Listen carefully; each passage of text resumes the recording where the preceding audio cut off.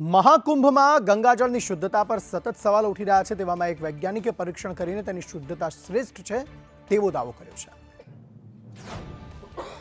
મહાકુંભમાં કરોડોની સંખ્યામાં લોકો સ્નાન કરવા પહોંચી રહ્યા છે। તેવામાં તે પાણીની શુદ્ધતા અને ગુણવત્તાને લઈને સવાલ ઉઠ્યા છે। આ દરમિયાન દેશના જાણીતા પદ્મશ્રી વૈજ્ઞાનિક ડોક્ટર અજય સોનકરે ગંગાના પાણીને નહાવા માટે યોગ્ય જ નહીં પરંતુ ક્ષારયુક્ત પાણી જેટલું અતિ શુદ્ધ ગણાવ્યું છે। તેમણે લેબમાં સંગમ, અરેલ સહિત 5 ઘાટના ગંગાના પાણીનું પરીક્ષણ કર્યા બાદ આ દાવો કર્યો છે। તેમનું કહેવું છે કે મહાકુંભમાં 57 કરોડથી પણ વધુ ભક્તોએ ગંગામાં સ્નાન કર્યા પછી પણ તેની શુદ્ધતા પર કોઈ અસર જોવા નથી મળી। જે લોકો ગંગાના પાણીની શુદ્ધતા પર સવાલ ઉઠાવતા હતા તેઓને લેબોરેટરીમાં તેનું પરીક્ષણ કરાવવા માટે પણ પડકાર કરવામાં આવ્યો હતો। પાણીના નમૂનાઓને 14 કલાક સુધી ઇન્ક્યુબેશન ટેમ્પરેચરમાં રાખ્યા પછી પણ તેમાં કોઈ પણ પ્રકારના હાનિકારક બેક્ટેરિયાનો વિકાસ થયો નથી। ડોક્ટર અજય સોનકરે જણાવ્યું હતું કે ગંગાનું પાણી નહાવા માટે માત્ર સલામત નથી પરંતુ તેના સંપર્કમાં આવવાથી ત્વચા સંબંધિત રોગો પણ થતા નથી। કેટલીક સંસ્થાઓ અને લોકોએ એવી ગેરસમજ ફેલાવી કે ગંગાનું પાણી સ્નાન માટે યોગ્ય નથી, જેને ડોક્ટર સોનકરના સંશોધને સદંતર નકારી કાઢ્યું હતું। મહાકુંભ પૂર્ણતાના આરે છે। મહાકુંભ પૂર્ણ થવાના અંતિમ અઠવાડિયામાં ભક્તોનું ઘોડાપૂર આવશે તેવું ઉત્તર પ્રદેશ સરકારનું માનવું છે। આજે મહાકુંભનો 40મો દિવસ છે। આજના દિવસે 35થી વધુ વીઆઈપી વ્યક્તિઓએ સંગમમાં સ્નાન કર્યું છે। મેળાને આડે હવે 5 દિવસ બાકી છે। સાંજે 5 વાગ્યા સુધીમાં 80 લાખથી વધુ ભક્તોએ સંગમમાં સ્નાન કર્યું છે। અત્યાર સુધીમાં લગભગ 59 કરોડ ભક્તોએ સ્નાન કર્યું। આજથી મહાકુંભમાં ભીડ વધશે કારણ કે આ મહાકુંભનું છેલ્લું વીકેન્ડ છે। સીએમ યોગીએ ગુરુવારે મહાકુંભ સાથે જોડાયેલા અધિકારીઓ સાથે બેઠક કરી હતી। તેમણે કહ્યું હતું કે સંગમમાં મોટી સંખ્યામાં ભક્તો આવી રહ્યા છે ત્યારે સિસ્ટમમાં ભૂલને અવકાશ ન હોવો જોઈએ। એવી વ્યવસ્થા કરો કે ભક્તોએ ઓછામાં ઓછું પગપાળા સંગમ સુધી પહોંચી શકાય। સંગમ તરફ જતા તમામ રસ્તાઓ પર 8 થી 10 કિલોમીટર સુધી ભક્તોની ભીડ જોવા મળે છે। શહેરની બહારના પાર્કિંગમાં જ વાહનોને રોકવામાં આવી રહ્યા છે। ત્યાંથી શટલ બસની સુવિધા છે। જો કે બસ ઉપલબ્ધ ન હોય તો સંગમ પહોંચવા માટે લગભગ 10 કિલોમીટર ચાલીને જવું પડે છે। જો કે શ્રદ્ધાળુઓ હોંશે હોંશે ચાલીને પણ સ્નાન કરવા પહોંચી રહ્યા છે। આવી દેનારી ઘટના બની। પરીક્ષામાં નકલ ન કરવા દેતા એક વિદ્યાર્થીની હત્યા કરી દેવાઈ।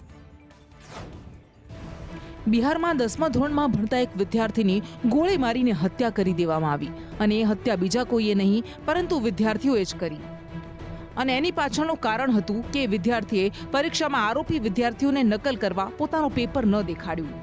પરીક્ષા કેન્દ્ર બહાર આરોપી વિદ્યાર્થીનું જૂથ પહેલેથી જ એ વિદ્યાર્થીઓની રાહ જોતું બહાર ઊભું હતું અને જેવો એ વિદ્યાર્થી બહાર નીકળ્યો એટલે વિદ્યાર્થીઓએ તેના પર ગોળીઓ ચલાવી જેમાં અમિત કુમાર નામના વિદ્યાર્થીનું મોત થયું। આ ફાયરિંગમાં અન્ય એક વિદ્યાર્થી સંજીતને પણ હાથમાં ગોળી વાગી, તેની સારવાર ચાલી રહી છે।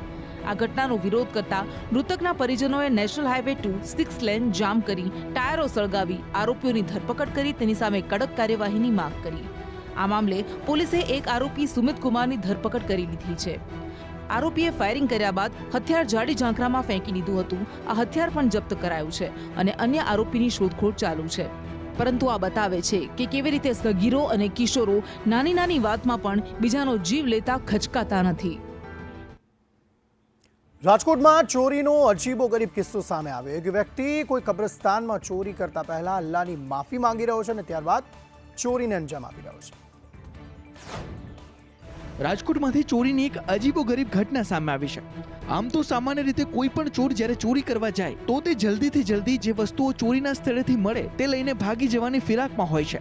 પણ અહીં તો ભાવનગર રોડ પરના એક કબ્રસ્તાનમાં વિડીયો સોશિયલ મીડિયામાં વાયરલ થયા છે જેમાં ચોર અહીં કબ્રસ્તાનમાં ચોરી કરવા તો આવે છે પણ ચોરી કરતા પહેલા અલ્લાહની માફી માંગતો જોવા મળ્યો છે। આ સીસીટીવીના આધારે બી ડિવિઝન પોલીસ મથકમાં ફરિયાદ પણ નોંધાઈ છે અને પોલીસે આ સમગ્ર મામલે તપાસ હાથ ધરી છે। જો કે આ વિડીયો હાલ રાજકોટ શહેરમાં ટોપ ઓફ ધ ટાઉન બન્યો છે। ચોરીની આ સમગ્ર ઘટના કબ્રસ્તાનમાં લાગેલ સીસીટીવીમાં કેદ થઈ હતી જેમાં આ વ્યક્તિ અંદર પ્રવેશતો, ત્યારબાદ માફી માંગતો અને ત્યારબાદ ચોરીને અંજામ આપતો જોવા મળી રહ્યો છે। હાલના સમયે ફરિયાદ નોંધાઈ ગઈ છે અને પોલીસનું કહેવું છે કે ખૂબ જ ઝડપથી તે આરોપી સુધી પહોંચી જશે। માં કૌભાંડી ભૂપેન્દ્રસિંહ ઝાલાના સમર્થનમાં હોર્ડિંગ્સ લાગ્યા। એક રેલીમાં લોકોને તેને સમર્થન આપવા માટેની અપીલ પણ કરાઈ રહી છે।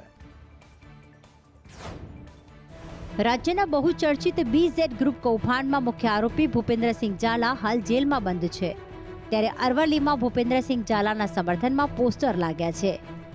મોડાસા રાજેન્દ્રનગર રોડ ઉપરાંત ભવાનપુર પાટિયા લીંભોઈ ગામે આ હોર્ડિંગ્સ લાગ્યા છે, જેના પર ઠેર ઠેર વી સપોર્ટ BZ લખાયું છે.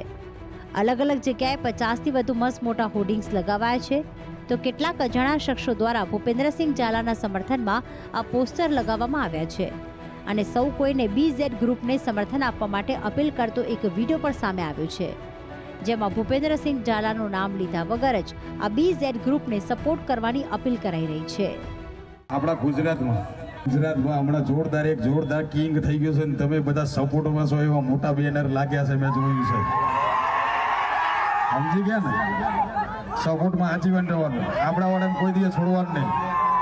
ગમે એટલા 5000 કરોડ હોય ને 5 લાખ કરોડ હોય પણ છોડવાનું નહીં.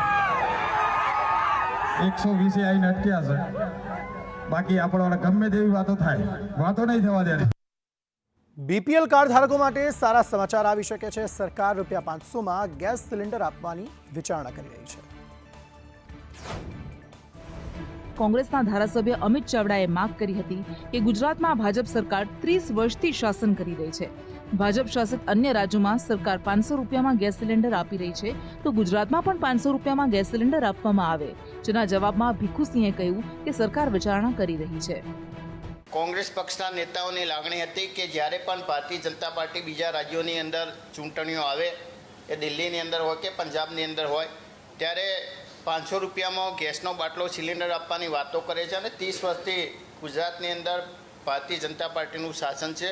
ત્યારે જે રીતે બીજા રાજ્યોની અંદર સત્તા લેવા માટે વચનો આપી અને રેવડીઓ આપવામાં આવે છે, એ રીતે ગુજરાતની અંદર પણ ગુજરાતના લીધે જ્યારે તમે કેન્દ્ર સરકારની અંદર સત્તામાં આવ્યા હોય ત્યારે બીજા રાજ્યોના મહિલાઓને જે લાભ મળે છે એ લાભ ગુજરાતની મહિલાઓને પણ મળવો જોઈએ. હું એમ માનું છું કે એ કિરીટભાઈનો વ્યક્તિગત વિચાર હોઈ શકે. સરકાર એ નિયમોને આધારે, સરકાર એ કાયદાને આધારે ચાલતી હોય છે અને એમાં આવા કોઈ પણ સજેશનો હોય તો પણ એના માપદંડોમાં એ બંધ બેસતા હોય તો સરકાર એના માટે વિચારે. ગુજરાતમાં વીજળી મફત આપવાની કોઈ યોજના નથી. આ જવાબ વિધાનસભામાં સરકારે જ આપી દીધો. બોટાદથી આમ આદમી પાર્ટીના ધારાસભ્ય ઉમેશ મકવાણાએ સરકારને સવાલ કર્યો હતો કે અન્ય રાજ્યોની જેમ ગુજરાતમાં પણ વીજળી મફત આપવાની વિચારણા છે કે કેમ. તેના જવાબમાં ઉર્જા મંત્રી કનુ દેસાઈએ કહ્યું કે 200 થી 300 યુનિટ વીજળી મફત આપવાની હાલ કોઈ યોજના નથી. આપના સવાલ સામે મહેશ કસવાલાએ જવાબ આપ્યો કે તમે મફત આપતા હતા તો પછી દિલ્હીમાં કેમ હાર્યા? જનતાએ મફત નહીં પણ ક્વોલિટી વીજળીનો કન્સેપ્ટ સ્વીકાર્યો છે. ઉર્જા મંત્રી શ્રી દ્વારા જવાબ મને આપવામાં આવ્યો છે કે ભાઈ ગુજરાતમાં આવી કોઈ યોજના રાજ્ય સરકાર દ્વારા વિચારવામાં નથી આવી અને સાથોસાથ 300 યુનિટ વીજળી મફત આપવાની કોઈ જોગવાઈ રાજ્ય સરકાર દ્વારા કરવામાં નથી આવી. તો આની ઉપરથી સ્પષ્ટ સાબિત થાય છે કે ભાઈ ગુજરાતની જનતા સાથે ભારતીય જનતા પાર્ટીની જે સરકાર છે તે ખરેખર ભેદભાવવાળી નીતિ રાખી રહી છે. હું માનનીય સદસ્યશ્રીને કહું છું કે થોડા દિવસ પહેલા જ દિલ્હીની અંદર તમારા જ શાસનની સરકાર ફ્રી વીજળીના મુદ્દે બિલકુલ વીજળી નહીં આપવાના અભિગમને કારણે દિલ્હીની જનતાએ તમામ આપની સરકારને કેવા પ્રકારનો જાકારો આપ્યો છે. મફત કરતા ક્વોલિટી વીજળીનો કન્સેપ્ટ એ ગુજરાતનો કન્સેપ્ટ એ જનતાએ સ્વીકાર્યો છે. મહારાષ્ટ્રના મુંબઈમાં 14,000 કરોડનો રોડ ખખડધજ થઈ ગયો અને લોકોના ટેક્સના કરોડો રૂપિયાનું પાણી થઈ ગયું. મહારાષ્ટ્રમાં 14,000 કરોડ રૂપિયાના ખર્ચે બનેલ કોસ્ટલ રોડ પર તિરાડો પડી ગઈ અને એ પણ માત્ર એક જ મહિનામાં. હાજી અલી અને વરલી વચ્ચે કોસ્ટલ રોડ પર બનેલા ક્રેકને BMCએ ડામરથી ભરી દીધી છે. પરંતુ આ થીંગડાનો વિડીયો સામે આવ્યા બાદ પ્રધાનમંત્રી કાર્યાલયે રાજ્યના મુખ્ય સચિવ પાસે જાણકારી માંગી છે.